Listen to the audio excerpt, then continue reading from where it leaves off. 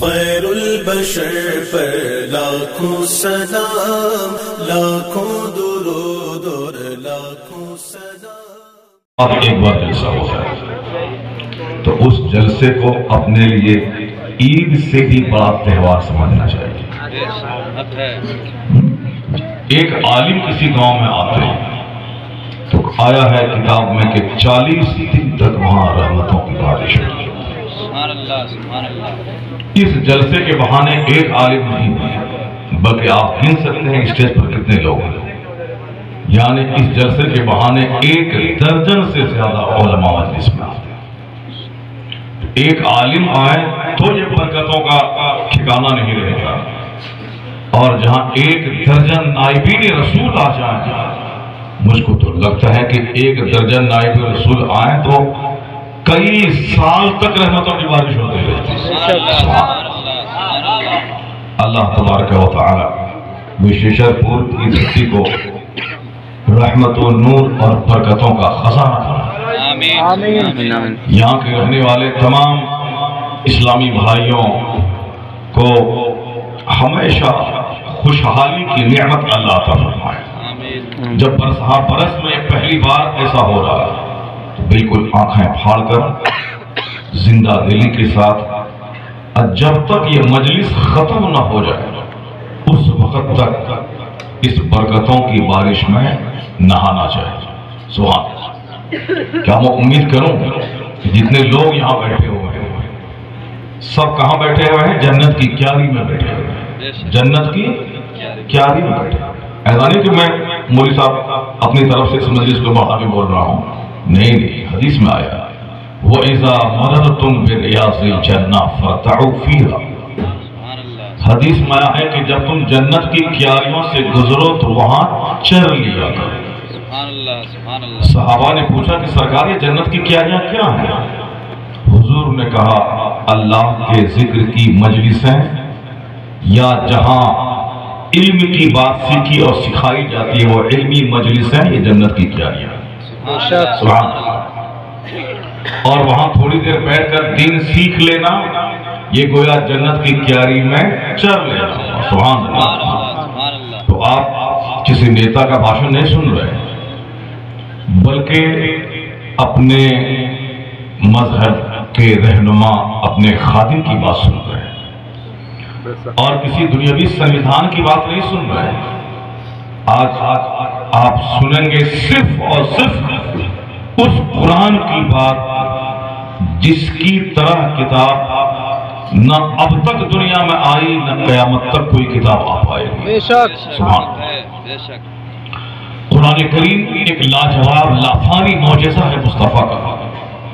چاند کے 2 ٹکڑے کر دینا یہ بھی ایک معجزہ ہے، سورج کو پلٹا دینا یہ بھی ایک معجزہ ہے، درختوں سے سجدہ کروانا یہ بھی ایک معجزہ ہے، اور پتھر سے کلمہ پڑھوانا، جانوروں سے سجدے کروانا یہ بھی ایک معجزہ ہے۔ لیکن درخت سجدہ کیا وہ معجزہ اسی وقت تک تھا۔ سرکار کی انگلی اٹھ گئی، ڈوبا سورج پلٹ آیا، جب پلٹا وہ معجزہ وہیں تک۔ چاند کے 2 ٹکڑے ہوئے، جس وقت 2 ٹکڑا ہوا وہ معجزہ وہیں۔ تو آج ہم صرف اس معجزہ کے بارے میں سنتے ہیں کہ حضور کی انگلی اڑ گئی، چاند کا سینہ شق ہو گیا، یہ سنتے ہیں، لیکن اس معجزہ کو ہم نے دیکھا نہیں۔ سورج پلٹ آیا یہ ہم کتاب میں پڑھتے ہیں لیکن ہم نے آنکھوں سے نہیں دیکھا۔ ان تمام معجزات میں سب سے بڑا معجزہ وہ قرآن کریم ہے، جس کو ہم صرف سنتے نہیں ہیں اپنی آنکھوں سے دیکھتے ہیں۔ ایک لافانی لاجواب معجزہ، قیامت تک ابد الآباد تک رہنے والا معجزہ۔ معجزہ کہتے ہیں جو انسان کی عقل کو حیرت میں ڈالے، یعنی حیرت میں ڈالنے والا کام، جو کام عام آدمی نہیں کر سکے نبی کر دیں وہی معجزہ ہے۔ جو کام عادتاً نہیں ہوتا ہو اس کو کوئی ولی کر کے دکھلا دیں وہ کرامت ہے۔ اور قرآن کریم حضور پر نازل ہونے والا اللہ کی طرف سے وہ کلام ہے جس کلام کی ساری باتیں انسانی عقل کو حیران کر دینے والی ہے۔ سبحان اللہ سبحان اللہ۔ وہ کلام ایسا کلام ہے جتنی تلاوت ہوتی جاتی ہے اس کی لذت بڑھتی چلی جاتی ہے۔ جب آدمی غور اور فکر سے قرآن کریم کی آیتوں کو دیکھتا اور پڑھتا ہے تو معلومات کا ایک بھنڈار اس کے دماغ کے سامنے جب آتا ہے، پڑھے لکھے لوگوں کی پیشانیاں شرمسار ہو جاتی ہیں کہ 1 کروڑ کتابوں میں پڑھنے کے بعد وہ سارے علوم نہ ملے تھے جو علوم قرآن کریم میں موجود ہے۔ سبحان اللہ سبحان اللہ۔ اگر آپ کی توجہ آج رہی تو میں قرآن کریم کی 10 آیتوں کو میں پڑھوں گا۔ سبحان اللہ۔ قرآن کریم سے حالانکہ اس میں 6666 آیت ہے، اگر ساری آیتوں کو میں پڑھ کے سنا دوں گا، حالانکہ پڑھ کے سنا پاؤں گا کہ نہیں کیونکہ میں حافظ نہیں ہوں، لیکن اگر کوئی حافظ رہے بھی اور پورا قرآن سنانا چاہے بھی تو اسے 30 دن لگ جاتے ہیں، اور 30 دن لگ جاتے ہیں۔ یہاں اگر وہ 30 گھنٹے کی تقریر کرتا رہے تو بھی قرآن کریم کی ساری آیتوں کو نہیں پڑھ کے سنا پائے گا۔ تو اب قرآن کریم کی صرف 10 آیت ہیں، اس 10 آیتوں کی تشریح بھی اگر میں کرنا چاہوں گا ممکن ہے کہ 10 گھنٹے لگ جائیں، تو 10 گھنٹے آپ بیٹھ جائیں گے، آپ 10 گھنٹے بیٹھیں گے، آپ نہیں بیٹھیں گے۔ آپ تو اس قدر جلد بازی کا مظاہرہ کرتے ہیں کہ امام صاحب جمعہ کے دن تقریر کرتے ہیں کتنی دیر؟ 20 منٹ 20 منٹ 30 منٹ، اب 30 منٹ وہ تقریر کرتے ہیں، اس کے بعد آپ مسجد سے باہر نکل کے کبھی وہ اگر 40 منٹ بول دیا تو آپ کیا بولتے ہیں کہ یہ مولانا صاحب کو بہت گرمی ہو گئی، اس کو اگلے جمعہ سے پہلے نکال دینا، مولانا صاحب کو چلا دینا۔ آپ کو کوئی کام نہیں ہے تو آپ دن بھر تقریر کرتے رہیے، ہم لوگ نماز پڑھنے آئے کہ تقریر سننے کے لیے آئے، 10 منٹ ہم لوگ مسجد میں نہیں رہ سکتے۔ کون ہے ادھر؟ تم لوگ ناٹک کر رہا ہے، کھڑا یہاں سے۔ 10 منٹ ہم برداشت نہیں کر پاتے اس سے۔ فجر میں امام صاحب کی قرأت تھوڑی لمبی ہو جائے تو ہم پریشان ہو جاتے ہیں، کیا امام صاحب کوئی کام نہیں ہے تو بس قرآن پڑھتے رہیے، یعنی ہم برداشت نہیں کر پاتے ہیں۔ جبکہ فجر کی 2 رکعت نماز پڑھنے میں بمشکل تمام 10 سے 15 منٹ لگتے ہیں، اس میں بھی تھوڑی سی قرأت لمبی ہوئی تو ہم گھبرا جاتے ہیں۔ تو اب یہ بتائیں کہ اگر تقریر میری 2 گھنٹے کی لمبی تقریر ہو جائے تو دھیرے دھیرے سارا مجمع صاف ہو جائے گا۔ میں چاہوں گا کہ 10 گھنٹے کی بات میں 1 گھنٹے میں سنا دوں۔ ذرا زور سے بولے سبحان اللہ، ہاں سبحان اللہ بولے۔ 10 گھنٹے کی بات 1 گھنٹے میں، اور اگر کوئی یہاں سے اٹھ کے چلے گئے تو میں وہ سب سمیٹ کے چلا جاؤں گا۔ کل مجھ کو 2 جلسے میں تقریر کرنی ہے، وہ سارا میٹر وہاں جا کے میں سنا دوں گا، ٹھیک ہے؟ اس لیے اگر 10 میں سے اگر 9 بولا، اگر آپ مجھ کو بولے کہ ایک اور مولانا بتاؤ سنا دو، تم نے 10 بولا تھا کہ 9 ہی ہوا ہے، 10واں سنا دو تب چھوڑیں گے۔ اگر آپ نے ایسا کہہ دیا تو یاد رکھیے جب وشیشر پور میں جلسہ ہوگا تب تک یہ فقیر حاضر ہو جائے گا۔ سبحان اللہ سبحان اللہ۔ نعرہ تکبیر، نعرہ رسالت، شہریار خان صاحب سبحان اللہ۔ کوئی مولانا صاحب بھی نہیں اٹھیں گے، اسٹیج صاحب بھی نہیں اٹھیں گے، کوئی نہیں اٹھیں گے انشاءاللہ ماشاءاللہ، اور آپ لوگ بھی نہیں اٹھیں گے۔ تم کیا تم اٹھ جاؤ گے؟ گٹکا جو نہیں کھائے گا وہ نہیں اٹھے گا، یہ بات ہے۔ جو گٹکا کھاتا ہے اس کو اٹھنا پڑے گا، کیونکہ گٹکا کھانے والے کا گردہ اور مثانہ دونوں کمزور ہو جاتا ہے، اور وہ 2 گھنٹے تک بغیر پیشاب کے رہ نہیں پائے گا۔ وہ تو ہمارے مولانا لوگ ہیں جو گٹکا نہیں کھاتے ہیں، یا کوئی کھاتے تھے تو بہت کم کھاتے ہیں، یا ہم کو تو لگتا ہے کوئی نہیں کھاتے ہوں گے، یا کوئی کھاتے بھی ہوں گے تھوڑا سا کھاتے ہوں گے، اس لیے نہیں کھاتے ہیں، جس کی وجہ سے 10 گھنٹے اسٹیج پر بیٹھتے ہیں، پیشاب کا احساس تک نہیں ہوتا ہے۔ سبحان اللہ سبحان اللہ۔ تو اب یہاں سے طے کر لیں کہ جس چیز سے پیشاب زیادہ لگتا ہے وہ کام نہیں کرنا، جو زیادہ فضول بات کرے گا، چوک چوراہے پہ گپ مارے گا، اس کا مثانہ گردہ کمزور ہو جائے گا۔ جو بیڑی سگریٹ گٹکا پان مسالہ زیادہ کھائے گا اس کا لیور بھی کمزور ہوگا، اس کی کڈنی بھی کمزور ہوگی، اس کا مثانہ بھی کمزور ہوگا، وہ وقت سے پہلے ہی بوڑھا ہو جائے گا۔ اور جو چاہتا ہے کہ 80 سال کی عمر تک میں جوان رہوں، 80 سال کی عمر تک میں جوانی کی طاقت محسوس کروں، ایک ہی اس کا راستہ ہے کہ وہ گٹکا، خیمی، پان، سپاڑی، بیڑی، سگریٹ، حقہ، یہ ساری چیزوں کو چھوڑ دے اور جھوٹ بولنا چھوڑ دے۔ 80 سال کی عمر میں بھی 25 سال کی جوانی والی طاقت اللہ اس کو عطا فرمائے۔ سبحان اللہ سبحان اللہ۔ اور اگر نہیں آپ بولیے تو میں آپ کو ان بزرگوں کی کہانی بتا دوں جو 80 سال میں جنہوں نے بچے پیدا کیے ہیں۔ بے شک آج یہاں 40 سال کے بعد بدن جھولنے لگتا ہے، ہمارا چمڑا بھی لوز ہو جاتا ہے، اور پھر گھر میں گھسنے سے ڈر لگتا ہے کہ کہیں گھر میں کوئی ایکسیڈنٹ نہ ہو جائے، اس لیے آدمی ڈرتا ہے چونکہ طاقت نہیں اس کے پاس۔ 80 سال کی عمر میں کئی اولاد پیدا کرنے والے لوگ آج 40 سال کے بعد چشمہ ہم لگاتے ہیں، لیکن 80 سال کی عمر میں بھی رات میں چاند کی چاندنی میں قرآن کریم کی تلاوت کرنے والے لوگ موجود ہیں۔ سبحان اللہ سبحان اللہ۔ جو بچپن سے قرآن دیکھے گا 80 سال کی عمر میں بھی بغیر چشمے کے وہ قرآن پڑھنے کے قابل رہے گا۔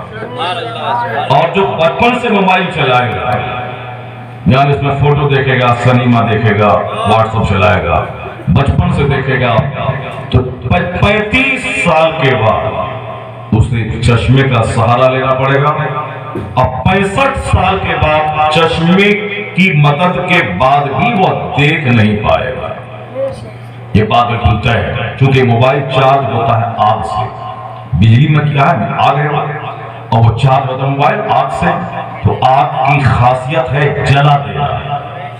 تو جو بھی دن رات پہ نگاہیں چسپاں کر کے رکھے گا ٹھکا کے، آگ اس کی بینائی کو جلا کر راکھ کر دے گی۔ اگر اپنی زندگی سے پیار ہے، اپنی بینائی سے پیار ہے کہ میں بڑھاپے میں بھی بیوی کو دیکھوں، بڑھاپے میں بھی بچوں کو دیکھ کے کلیجہ ٹھنڈا کروں، اگر اپنی زندگی اپنی اولاد سے پیار ہے تو 24 گھنٹے میں صرف 1 گھنٹہ موبائل چلائیے اور 23 گھنٹے اس سے اپنی دوریاں بنا کے رکھیے۔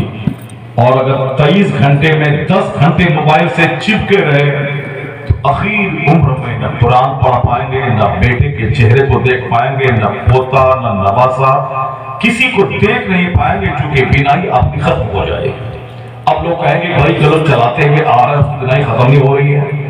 موبائل کی کہانی ہے 20 سال سے، 20 سال سے کہانی۔ آج سے 22 سال پہلے میں بنگلور میں تھا، پڑھانے کے لیے گیا تھا مدرسے میں۔ ایک بہت بڑے ڈاکٹر محسن صاحب MD تھے، تو دیکھا تھا میں نے اس کے پینٹ کے پیچھے میں وہ واقعی والا موبائل ہوتا بڑا والا وہ تھا۔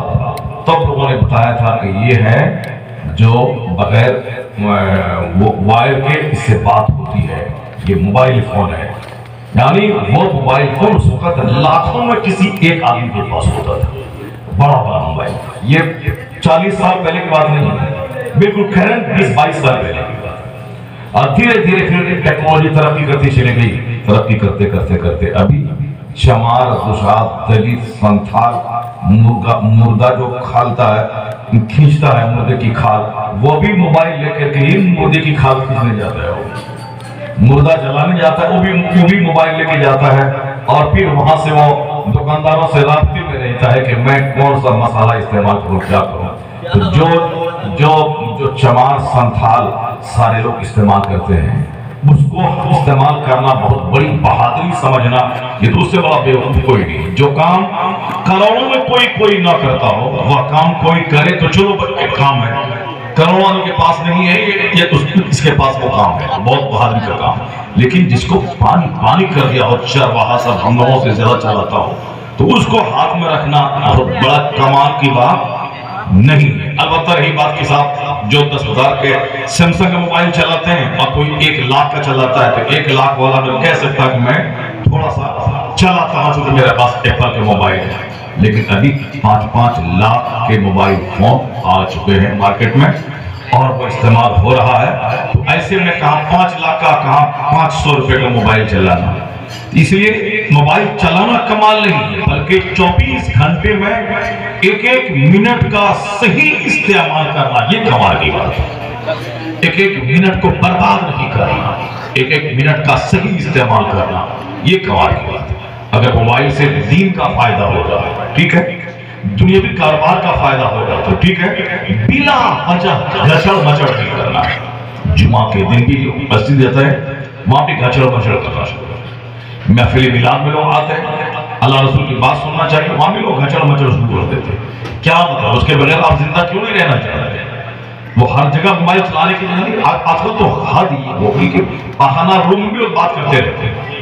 موبائل لے کے گئے باتھ روم چلے وہیں بات کریں، جبکہ پاخانہ پیشاب کرتے ہوئے گفتگو کرنا حرام ہے، گناہ کا کام. اس وقت بات نہیں کرنا چاہیے آدمی کو، وہ شرم کی جگہ ہے. شرمگاہ کو بھی آدمی کو غور سے نہیں دیکھنا چاہیے، بس جلدی سے جائے، رفع حاجت کرے اور پاک صاف ہو کے جلدی سے باہر نکل جائے، چونکہ وہاں شیاطین جنات خبیث رہا کرتے ہیں. اور اس خبیثوں کے رہنے کی جگہ پہ جا کے وہاں باتیں کرتا، کوئی سلام کا جواب تک دیتا ہے. انتہائی درجے کی خباثت ہے کہ خبیث جگہوں پہ بھی وہ باتیں کرتا رہتا ہے. اللہ تبارک و تعالی نوجوان نسل کو اس تباہی سے محفوظ رکھے. اب بینائی سلامت رہے کہ کب جب آپ عالموں کا چہرہ دیکھیں گے. بینائی سلامت رہے کہ جب ماں باپ کے چہرے کو ایک دن میں 100 بار محبت کی نظر سے دیکھیں گے تو ہر نظر کے بدلے میں مقبول حج کا ثواب مل جائے گا. سبحان اللہ. مسجد کی دیوار کو دیکھیں، مصحف شریف کو دیکھیں، علماء ربانیین کو دیکھیں، اپنی ماں کے طلبہ کو دیکھیں، ماں کے چہرے کو دیکھیں، باپ کے چہرے کو محبت سے مسکراتے ہوئے دیکھیں. اللہ توفیق دے تو خانے کعبہ کو جا کے دیکھیں، گنبد خضرا کو دیکھیں. ایک طرف گنبد خضرا، ایک طرف خانے کعبہ، دونوں آنکھوں میں نور تو بڑھے گا ہی، دل میں وہ سرور بڑھے گا. جس طرح گنبد کا رنگ ہرا ہے، جو اپنی نگاہوں میں گنبد خضرا کا نور بسا لے اس کی زندگی بھی ہری ہوگی، مرنے کے بعد آخرت بھی ہری بھری. سبحان اللہ سبحان اللہ. آنکھوں کا صحیح استعمال کرنا چاہیے. میں زیادہ بات اور کرنے لگوں تو پھر وہ 10 آیتیں چھوڑ دیں. اب سب سے پہلی بات میں شروع کر رہا ہوں، چونکہ عظمت قرآن کانفرنس آج سارا ہندوستان یہ مظاہرہ کر رہا ہے کہ ایک خبیث نے ہمارا دماغ مکدر کر دیا، پلوٹیٹ کر دیا. جو باتیں 1400 سال میں کسی ہندو، کسی مشرک، کسی کرسچن نے نہیں کہی، وہ بات ایک شیعہ فرقے سے تعلق رکھنے والا ایک بدتمیز، ایک بےہودہ، ایک خبیث نے ایسی گندی بات بول دی کہ مسلمانوں کا سر شرم سے پانی پانی ہو گیا، سر شرم سے نیچا ہو گیا. کوئی کافر بولتا رہے، کوئی بولتا تو اتنی پریشانی کی بات نہیں. حالانکہ ہماری نگاہ وہ کافر ہی تھا پہلے سے، لیکن لوگ اسے شیعہ برادری کا فرد مسلمان سمجھتے تھے جو اس کی برادری کے لوگ تھے. لیکن ایسا قدم اس نے اٹھایا تو شیعہ علماء نے اتفاق اسے مرتد اور کافر گھوشت کر دیا. پہلے ہمارے نزدیک وہ کافر تھا، لیکن ان کے عالموں نے، ان کی برادری کے لوگوں نے بھی اسے مرتد، یعنی جو مومن تھا بعد میں کفر کیا اسے مرتد کہتے ہیں. لوگوں میں سب سے بدترین درجہ مرتد کا ہوتا ہے جو اسلام سے پھر جائے. ان کے علماء نے بھی اسے مرتد کہہ دیا. اس نے کیا کہا؟ اس نے یہ کہا کہ قرآن کریم میں چند صحابہ نے، ابو بکر، عمر، عثمان نے اپنی طرف سے کچھ اضافہ کر دیا ہے. معاذ یہ تو قرآن کریم کا اعجاز ہے، یہ طر امتیاز ہے کہ قرآن نے اس وقت بھی لوگوں کو چیلنج کیا تھا اور آج بھی وہ چیلنج برقرار ہے اور قیامت تک وہ چیلنج رہے گا. قرآن نے کہا تھا قُلْ لَئِنِ اجْتَمَعَتِ الْجِنُّ وَالْإِنسُ، کہ حبیب آپ کہہ دیجئے کہ اگر سارے انسان اور جنات ایک پلیٹ فارم پہ آ جائیں اور اس کے بعد وہ کوشش کریں کہ میں قرآن کی طرح کتاب لے آؤں، وَلَوْ كَانَ بَعْضُهُمْ لِبَعْضٍ ظَهِيرًا، اگرچہ وہ ایک دوسرے کے لیے مددگار ثابت ہو جائے، ہیلپر ہو جائے، اللہ نے فرمایا کبھی بھی نہیں وہ قرآن کا جواب لا پائیں گے. یعنی دنیا کے سارے انسان، سارے جنات مل کر قرآن کی طرح کوئی کتاب لانا چاہے، سب ایک دوسرے کی مدد کریں تو اللہ فرماتا ہے پھر بھی قیامت آ جائے گی مگر یہ انسان جنات مل کے قرآن کا جواب دے رہا ہے۔ سبحان اللہ، کیونکہ اللہ رب العزت کو معلوم ہے کہ بندے کی اوقات کیا ہے۔ اللہ نے ہی انسان کو پیدا کیا ہے، اللہ نے ہی جنات کو پیدا کیا ہے، اور یہ انسان کیسے پیدا ہوا ہے ساری کہانی قرآن کریم میں اللہ نے بیان کر دی ہے۔ اللہ نے فرمایا ہے کہ اس انسان کو میں نے مٹی کے پتلے سے پیدا کیا، پھر میں نے اس مٹی کے پتلے کو پانی کا قطرہ بنا کے میں نے باپ کے رڈ کے ہڈی میں رکھا، پھر میں نے اس انسان کو اس پانی کے قطرے کو ماں کے شکم میں جانے کا ایک راستہ میں نے بنایا، پھر ماں کی بچہ دانے میں وہ پانی کے قطرے کو میں نے خون کا لطفہ بنایا، پھر اس خون کے لطفے میں نے ہڈی کا ڈھانچہ تیار کیا، اس ہڈی کے ڈھانچے پہ گوشت چڑھایا، پھر میں نے چمڑے کا لباس پہنایا، پھر اس میں جان ڈال دی۔ فَتَبَارَكَ اللَّهُ أَحْسَنُ الْخَالِقِينَ، اللہ کہتا ہے ثُمَّ أَنشَأْنَاهُ خَلْقًا آخَرَ، پھر میں نے ایک دوسری مخلوق بنا کے پیدا کیا، اور بڑی برکت والا ہے وہ خدا جو سب سے اچھا پیدا کرنے والا ہے۔ یعنی جو مٹی سے اتنا خوبصورت انسان پیدا کر دے، جو پانی کی بوند سے اتنا زبردست انسان پیدا کر دے، وَلَقَدْ خَلَقْنَا الْإِنسَانَ فِي أَحْسَنِ تَقْوِيمٍ، بڑی اچھی اٹھان میں نے اٹھائی اس انسان کی، ناک سوٹیبل، آنکھ سوٹیبل، رخسار، پیشانی، سر کے بال کا حسن، داڑھی اور مونچھ کا حسن، عورتوں کے چہرے پہ داڑھی اور مونچھ کے بال نہیں، اس کا حسن الگ، ان کی نسوانیت صرف نازکی، اور مرد کی بہادری، قوت باہ، پختگی، میچوریٹی، یعنی یہ ساری چیزیں لاجواب، ایسی لاجواب کے ناک میں صرف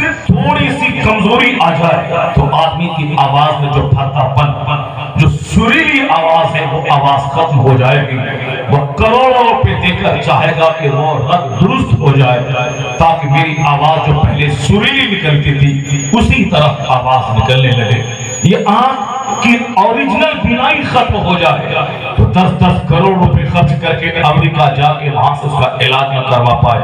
یہ سر سے لے کے پاؤں تک، یہ سر کے بال اگر آدمی کے اڑ جائے تو سر کے بال کا بڑا گہرا کنیکشن قوت مردانگی سے ہے۔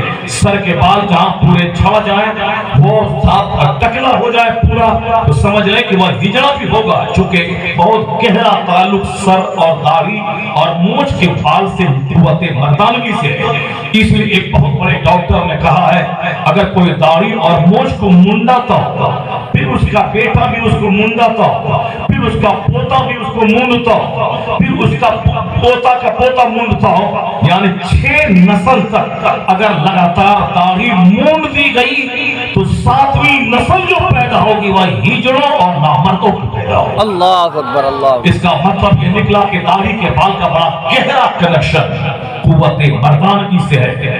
یہی وجہ ہے کہ جو اولیاء صالحین بزرگان دین جو کبھی بھی داڑھی کے بال کبھی بنا منڈایا نہیں، وہ جو کی روٹی کھاتے تھے، سوکھی روٹی کھاتے تھے، لیکن 4 شادیاں کرتے تھے، 50 اولاد اس کے پاس ہوتی تھی۔ حضرت مولا علی یہودی کے کنویں سے پانی کھینچتے تھے، اس پانی کو یہودی کے کھیت میں پٹاتے تھے، اس سے جو چند درہم حلال کے طور پر ملتے تھے اسی سے بال بچوں کی پرورش کرتے تھے۔ لیکن وہی سوکھی روٹی کھانے والا اتنی طاقت اللہ نے دی تھی، خیبر کا پھاٹک جب توڑا تھا اور اس کو ہاتھ پہ لے کے نچانا شروع کیا، جب خیبر فتح ہوا اس پھاٹک کو پھینکا، 40 بہادر جوان مل کر اس پھاٹک کو پھیل نہیں سکتے تھے جس کو مولا علی نے ہاتھ پہ نچایا تھا۔ اللہ، وہ جو کی روٹی میں ہے نانے شعیر پر مدار قوت حیدری، یعنی نانے شعیر جو کی روٹی پر ہی حضرت مولا علی کی قوت و طاقت کا انحصار اور مدار ہے۔ زیادہ سیب سنترہ کھانے سے طاقت نہیں ملتی، نیچرل سسٹم کے مطابق زندگی گزارنے، قرآن اور حدیث کی تعلیمات اور شکشاؤں کا فالو کرنے اور گناہوں سے بچنے سے روحانی طاقت ملتی ہے۔ یہ داڑھی چونکہ ایک نیچرل چیز ہے، اللہ نے مردوں کو دیا ہے، عورتوں کو نہیں دیا۔ اب اس نیچرل چیز کو مونڈ دینا، اینٹی نیچرل کام کرنا، خلاف فطرت کام کرنا۔ جیسے نیند میری ضرورت ہے، کوئی نہیں سوئے پاگل ہو جائے گا، کھانا میری ضرورت نیچرل سسٹم میں داخل ہے، کوئی کھانا نہیں کھائے وہ مر جائے گا، پانی میری ضرورت ہے، کوئی پانی نہیں پی وہ مر جائے گا۔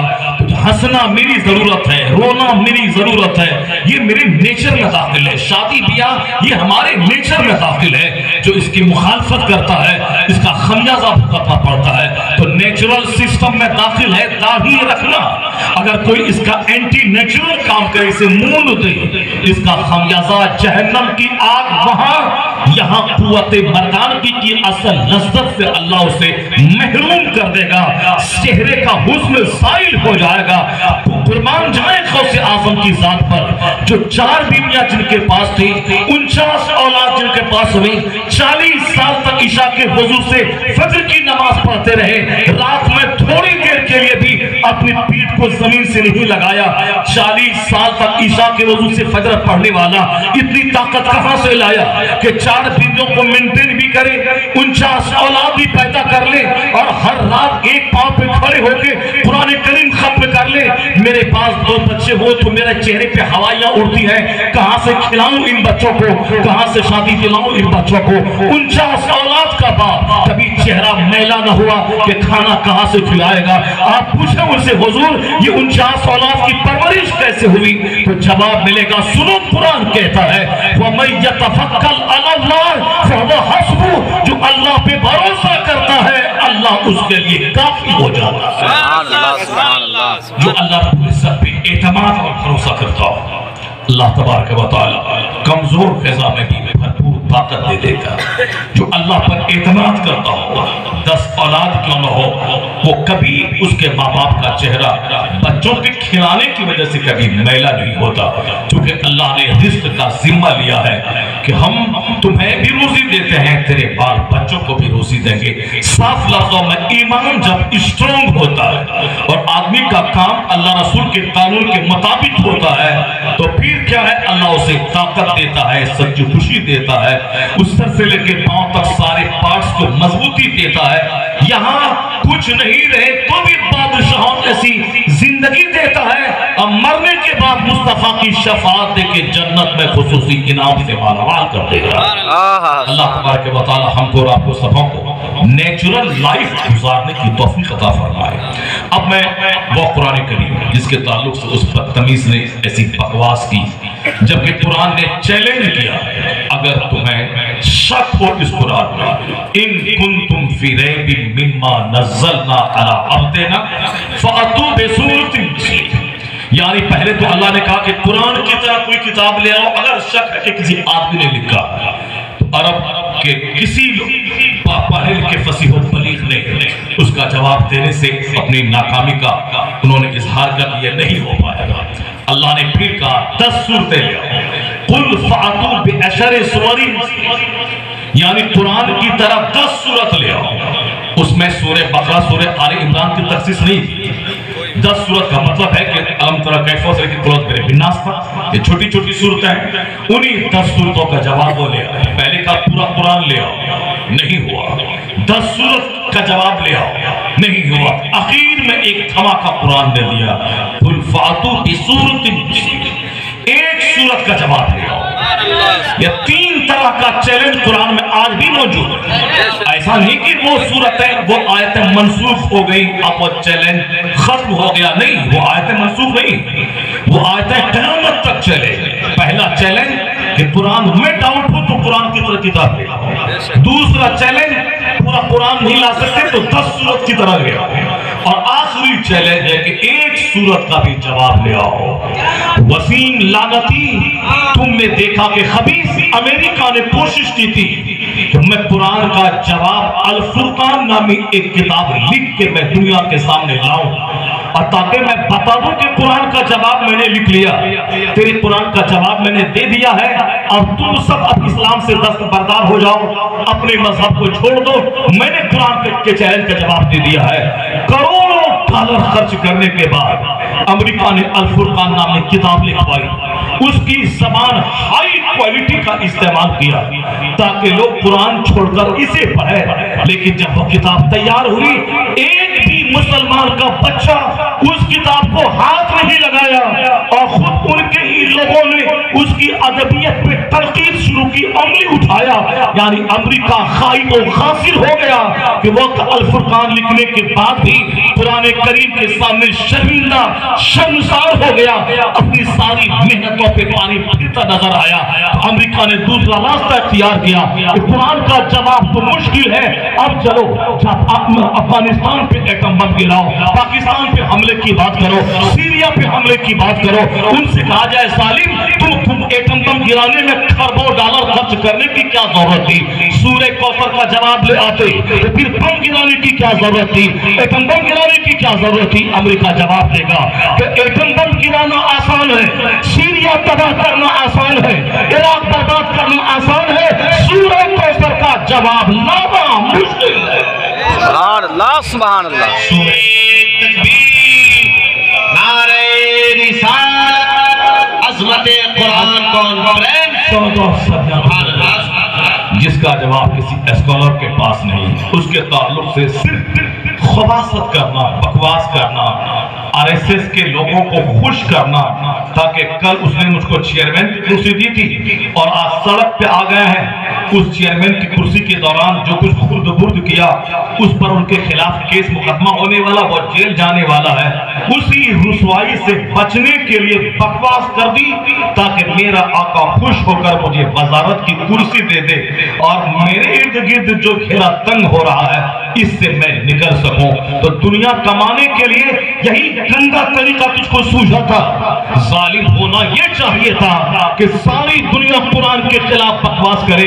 بحیثیت مومن ہر مسلمان کی ذمہ داری ہے وہ یہی بولے تیرے ہاتھ میں طاقت ہے، طاقت کا استعمال کر، میری گردن کاٹ لے، میرے ہاتھ کاٹ لے، میرے بدن کو جیل میں ڈال دے، یہ ہر جفا ہر ستم گوارا ہے۔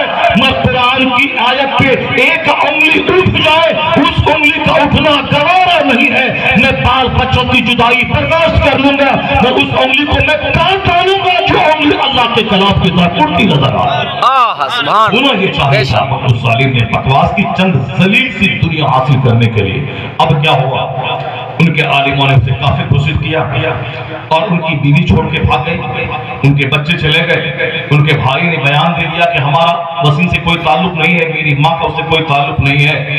اب وہ پاگل کتا کیا بولتا ہے؟ ساری دنیا مجھ کو چھوڑ کے چلی جائے، میں تنہا رہ جاؤں گا، جب میں دیکھوں گا کہ میں یہ جنگ ہار رہا ہوں تو میں خودکشی کر کے مر جاؤں گا۔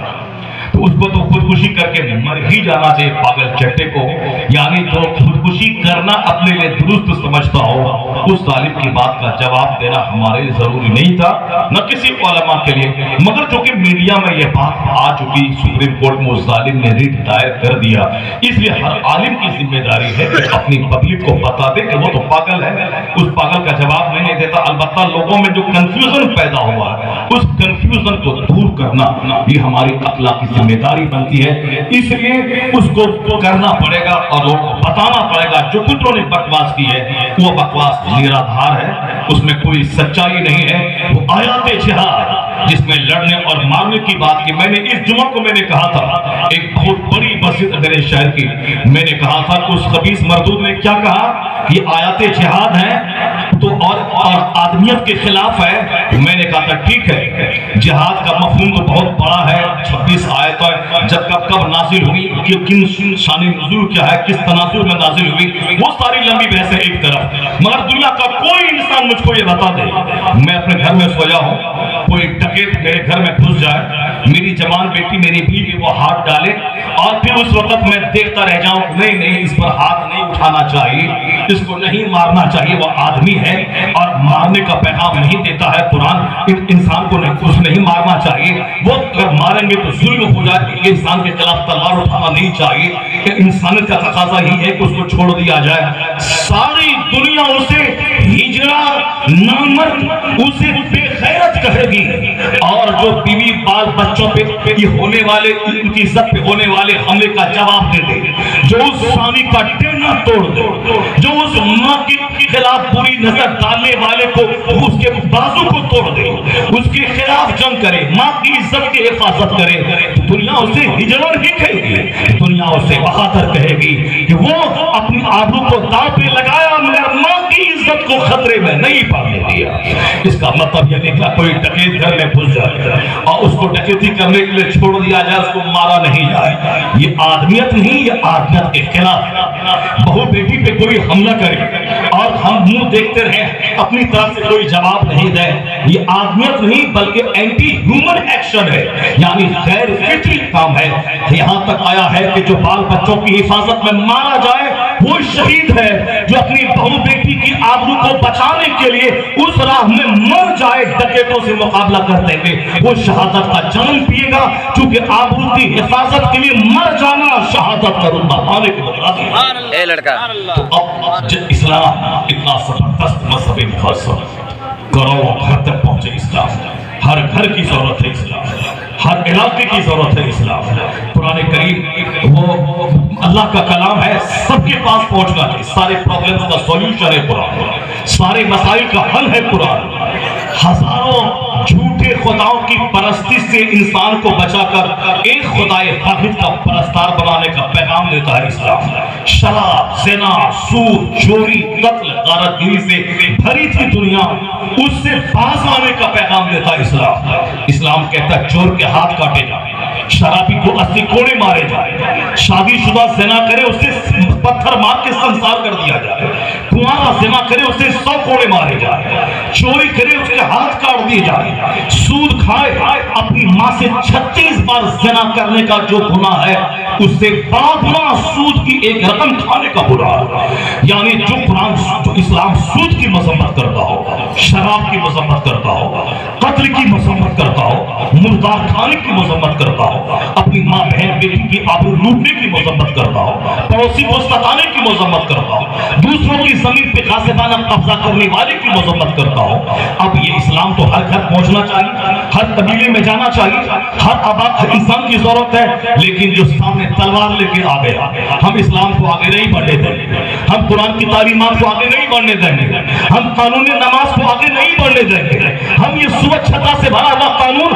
آگے نہیں بڑھنے دیں گے۔ یعنی اب مطلب یہ نکلا چند شریروں کی وجہ سے وہ کروڑوں انسان جو اسلامی تعلیمات سے فیضیاب ہونے سے محروم ہو جاتے ہیں، وہ کروڑوں آدمی جو قرآن کو گلے سے لگا کے اچھی زندگی گزارتے، تو 5 آدمی کو قتل کر کے اس اسلام کو کروڑوں تک پہنچا دینا، کروڑوں کا بھلا کرنا، اسے ظلم نہیں کہا جائے گا، اسے عین انصاف کہا جائے گا کہ مرے گا 5 اور 5 کروڑ آدمی قرآن کریم سے قریب ہوگا، اللہ کے قانون سے قریب ہو جائے گا۔ سبحان اللہ۔ اسی کا نام ہے اسلام، یعنی ڈیفینس کرنا سکھاتا ہے، اپنی طرف سے پہل نہیں، بلکہ اگر کوئی ہم پر اتیاچار کرے، ظلم کرے تو اس ظلم کے خلاف زبان کھولنا، یہ زبان کا جہاد ہے، اس ظالم کے خلاف آرمز کا استعمال کرنا یہ ہاتھ کا جہاد ہے، اور دماغ اور دل میں جو گندے خیالات پیدا ہوتے ہیں اس گندے خیالات کی مخالفت کرنا یہ نفس کا جہاد ہے۔ اور حضور نے میدان جنگ میں جو جنگ ہوتی ہے اس سے بڑی جنگ یہ نفس کی جنگ کو حضور نے قرار دیا، یعنی برائی کے خلاف جنگ کرنا، اور نفس میں جو برے گندے خیالات آتے ہیں اس کے خلاف جنگ کرنا، جو گناہ کرنے کا شوق جو دل میں پیدا ہوتا ہے اس کے خلاف جنگ کرنا، خیال درست کرنا، گندے وسوسے کو دور کرنا۔ یہ جہاد 24 گھنٹے چلتا رہتا ہے، چونکہ دماغ میں 24 گھنٹے گندی باتیں آتی رہتی ہیں، ان گندی باتوں کو دور کر کے اچھا خیال لانا یہ نفس سے جہاد کرنا ہے۔ اور حضور نے کیا فرمایا؟ ایک بار میدان جنگ سے لوٹے، حضور نے فرمایا رجعنا من الجہاد الاصغر الى الجہاد الاکبر، حضور نے فرمایا we returned from the small war to the great war۔ حضور نے کہا ہم لوگ بڑی چھوٹی جنگ سے لوٹ کر اب بڑی جنگ کی طرف آئے، یعنی میدان جنگ میں کافروں سے لڑنا وہ چھوٹی جنگ ہے اور اپنے نفس سے لڑنا یہ بڑی جنگ ہے۔ تو حضور نے اس نفس سے جنگ کرنے کو گریٹ وار کہا اور وہاں انسان سے لڑنے کو چھوٹا وار کہا ہے۔ اس کا مطلب ہے کہ اسلام ضرورتاً تلوار اٹھانے کا حکم دیتا ہے، باقی 24 گھنٹے اپنے نفس کے خلاف جہاد کرنے کا پیغام مذہب واسط دیتا ہے۔ سبحان اللہ سبحان اللہ۔ اس نفس سے جہاد کرنے کو بڑا جہاد گریٹ وار کہا گیا۔ اللہ تبارک و تعالی ہم سبوں کو یہ بڑے جہاد کے تیار رہنے کی توفیق عطا فرمائے۔ اب ذرا دیکھیے قرآن کریم ایک لافانی معجزہ، ایک چیلنج ہے کہ قرآن کریم میں جو علوم و فنون ہیں اس کا کوئی جواب کسی کے پاس نہیں ہے۔ اب ایک دوسری سب پہلی بات آپ تک پہنچ رہی ہے، قرآن کریم میں دنیا بھر کی ساری باتیں موجود ہیں۔ Fountain of knowledge and wisdom ہے یہ قرآن۔ ہمارا بچہ سے جو قرآن پڑھتا نہیں، ہم پڑھتے نہیں، اس لیے ہمارے دماغ میں بات کم آئے، لیکن ایک دانشور یورپ کا جو کرسچن اس نے اس مدرسے کے تعلق سے ایک آخری بات کہہ دی۔ اس کرسچن نے جو ہماری نگاہ میں کافر ہے، اس نے قرآن کے مدرسے کے تعلق سے کیا کہا، اور قرآن کے تعلق سے وہ کہتے ہیں it must be owned that all the knowledge, whether of physics or astronomy or astrology or mathematics which flourished in Europe from the 10th century was originally derived from the Arabian schools, and the Spanish Saracen may be looked upon as the father of European philosophy۔ یہ کہنے والا کون؟ مولانا نہیں، کوئی پیر صاحب نہیں، بلکہ یہ کہنے والا جان ڈیونپورٹ ایک کرسچن، وہ ہندوستان کا نہیں، وہ یورپ کا کرسچن، وہ یورپ جہاں سے مائکروفون ملتا ہے، جہاں سے ہوائی جہاز ملا ہے، جہاں سے ہمارا کمپیوٹر اور موبائل ملا ہے، یہ ساری چیزیں جس یورپ کے لوگوں کی محنتوں کا نتیجہ ہے۔